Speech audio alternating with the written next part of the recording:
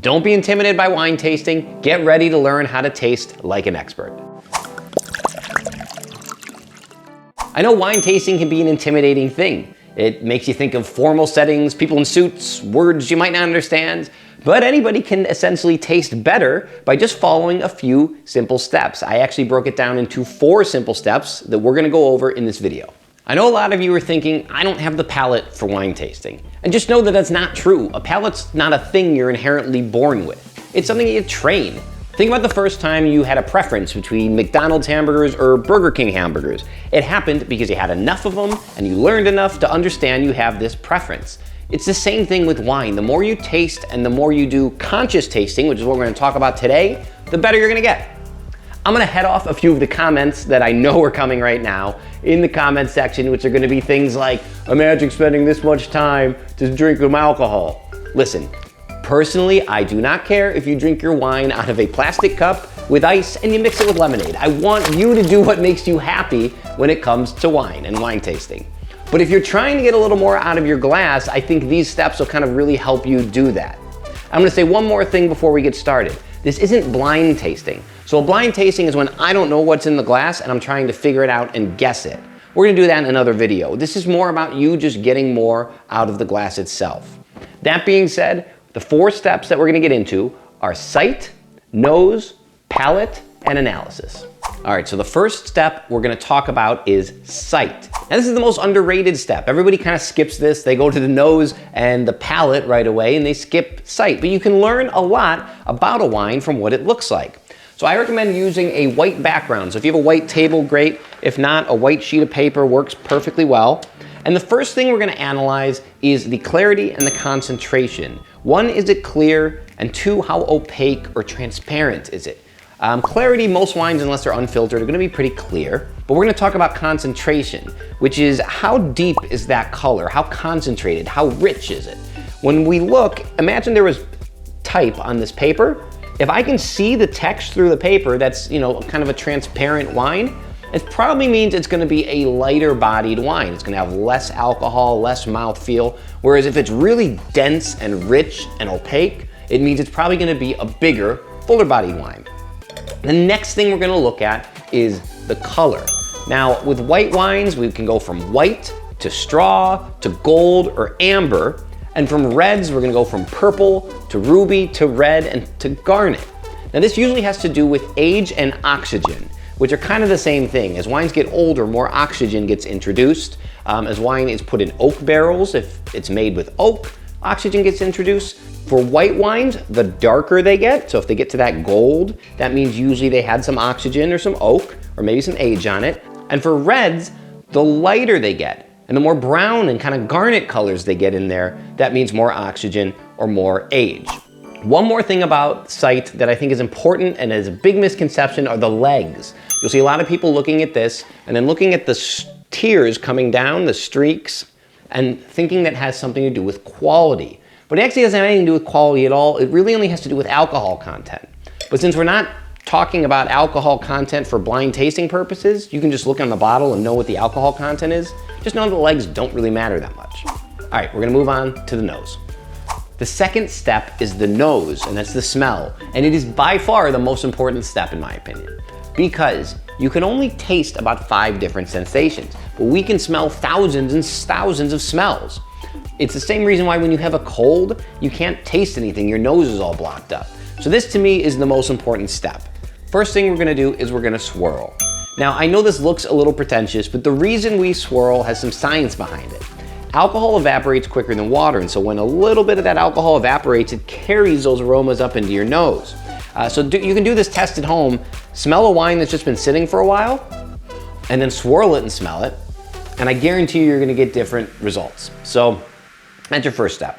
Your second step is to get your nose just at the point where you can smell. You don't wanna get too far in there, because you get too far in there, you'll end up kind of burning your nose with the alcohol smell. Think if you ever smelled like a really hard like vodka or something, and we don't wanna do that. We wanna get just enough to get the aromas. All right, we're gonna swirl, and the first thing we're gonna do is just make sure it's a clean wine, and that means a wine without any faults. The most common fault is something called corked. It's a bacteria that happens in the cork itself, And it makes the wine smell like wet cardboard, kind of damp, moldy. If you get that, it's not a good wine. You're gonna have to return it and get a fresh one. And that just happens bottle by bottle. That's not like a thing that happens to all the wines it's produced. It's the cork in that specific bottle. All right, now that we know it's a clean wine, let's dig in on the nose. The first thing we're gonna focus on is the fruit character. Forget everything else, we're just gonna talk about the fruit character of the wine.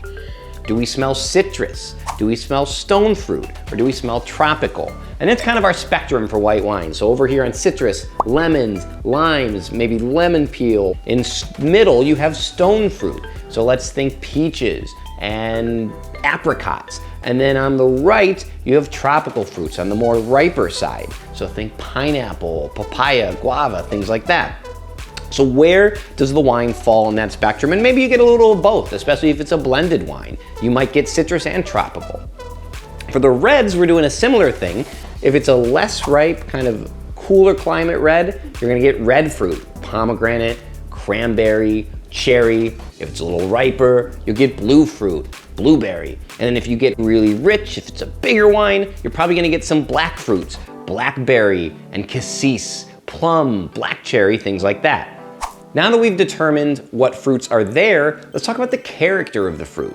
Because there's all sorts of fruit characters. So if I said this wine has cherry flavors, well, that's great, but what kind of cherry? Really try and challenge yourself. And this can be a bit tough when you first start. But is the cherry tart, like something that's maybe out of season? Is it perfectly ripe, like it's in season? Or is it overripe, like you left it too long to sit out and it got overripe? Is it dried? Is it pruny? And you can do that with every single fruit that you find in here and say, okay, is it fresh lemon? Is it lemon peel? Is it dried lemons? Usually as things get to that dried kind of potpourri land, that usually means an older wine. All right, now that we've determined what our fruit character is, let's talk about our non-fruits. So our dirt, does it smell like rocks or soil? Does it smell like pebbles, slate? Does it smell flowery? Does it smell peppery, like black pepper? Are there herbs involved, basil or grassiness? And in a white wine, is there butter or is there creaminess from malolactic fermentation, which is a pretty common thing. A lot of Chardonnays will have that. So next we're gonna look for those kind of non-fruit characters. And then the last thing we're gonna do is look for characters that come from oak treatment. So oak is usually spices. Think vanilla, cinnamon, allspice, clove. If it's American oak, sometimes you'll even get coconut. But are we looking for things that give it that kind of baking spice character? Toastiness, smoke are big oak indicators as well. And that is how we evaluate our nose. So to sum up, you start with your fruit, then you determine what character the fruit has, then you look for your non-fruit, and then you look for your oak indicators. All right, next, step number 3, the most fun, the palate, the tasting, the whole reason we drink wine in the first place. So let's give it a taste.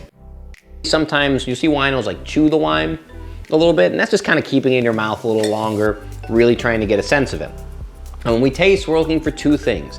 Number 1, does it taste the same as it smelled, or are you getting new flavors? Are you confirming what you smelled, or are you getting different things?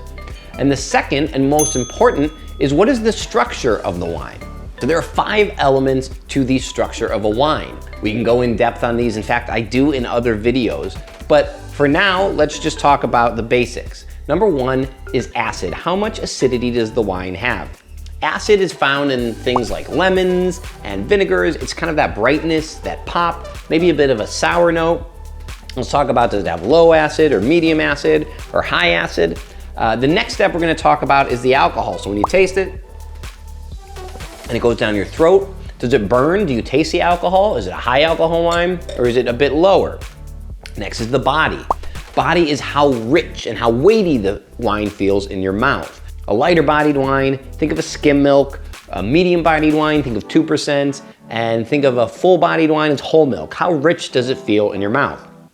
The next part is tannin. Now tannin only occurs in red wines. It comes from the skin, stems, and seeds of the grapes. And it's that element in a red wine that dries your mouth out. So a lot of people mistakenly call this dry, but it's not dry, that's tannin structure. It'll dry out the roof of your mouth and your gums. It gives the wine a firmness or a backbone. Does it have a lot of that character, or does it have little or none? And then the last part is sugar.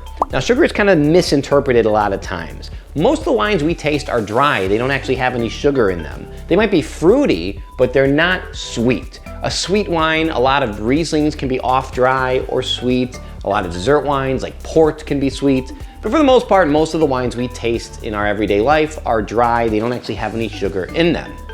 And those 5 elements are what makes up your palate. And we've made it to step 4, the final step of wine tasting, which is the analysis. It's 3 parts. Number 1, is this wine balanced? So does the acid balance with the alcohol, balance with the sugar? Is it a structurally sound wine? Or is something out of place? Does it drink hot or is it too tart for you? Number 2 is the length of the wine. How long after you drink it does it stay and do you continue tasting it? Usually a better wine, the longer after you take a sip, you'll continue to get new flavors and continue to taste it. And number 3, how complex is it? When you're coming up with your flavors, when you were smelling and you were tasting, did you get a whole bunch? Or did you get a taste like apples and citrus and that's about it? Or did you get new things every time you took a sip? Did it keep going and changing as it opened up in the glass? So that's the complexity. So you take all those elements together and then you judge our quality of the wine, whether we like it or don't like it. And that's it. In 4 easy steps, you just tasted. Now I know that was a lot and this is a long video, but the reality is once you get good at this and once you practice this, a lot of this becomes second nature. And you don't actually have to do this with every single wine. I mean, I have tons of wines in my everyday life. You know, they're cheap, $15 wines, $10 wines, and I don't need to analyze them like this. But there's also wines where I do want to spend a little more time with. Maybe I spent a lot of money, maybe it's a special wine to me, and I want to get the most out of it. And so I hope this gave you a roadmap of how to do that. I hope you guys found this video useful, and if you did, do me a favor, give me a thumbs up, and put any questions you have in the comments so I can answer and follow along with your tasting journey. I'm doing another video where I talk about the Master Sommelier exam and what it takes to become a sommelier, so definitely check that out. Thanks for watching, and until next wine.